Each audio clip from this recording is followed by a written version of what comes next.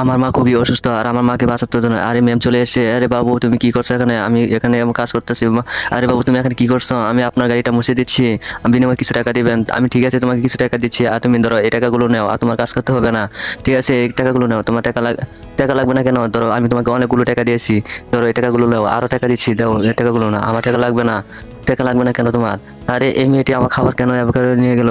আরে মেয়ে তুমি তো ভুলটি হয়ে গেছো। আরে দাঁড়াও, এই মেয়ে তুমি দাঁড়াও, বুলটি নিয়ে যাও। আমার খুব কষ্ট হচ্ছে আর আমার মাটা খুব, মা মা মা দেখো তোমার জন্য খাবার নিয়ে এসেছি। আরে মা তুমি এত খাবার কোথা থেকে নিয়ে আসলে? আমি এক ম্যামের গাড়ি মুছে দিছি আর সেই ম্যাম আমাকে এই গাড়ির খাবারটা দিয়েছে। আর এই মেয়েটা তো খুবই অসহায়, গরিব, তার মার জন্য তো অনেক কষ্ট। যারা তোমরা মাকে ভালোবেসে থাকো তাহলে একটি লাইক দাও আর চ্যানেলটি সাবস্ক্রাইব করে যাও। বন্ধুরা ভিডিওটা ভালো লাগলে অবশ্যই একটু চ্যানেলটি লাইক দাও এবং সাবস্ক্রাইব করে যাও। তখন এই আপু এই চলে যায় আর যাওয়ার পরে কিছু খাবার নিয়ে এসে, ভুলটা নিয়ে এসে তার কাছে চলে আসে আর বলে, হে বাবু তুমি তো এই, আমার মা খুবই অসুস্থ আর আমার মাকে বাঁচাতে জন্য আরে ম্যাম চলে এসে, আরে বাবু তুমি কি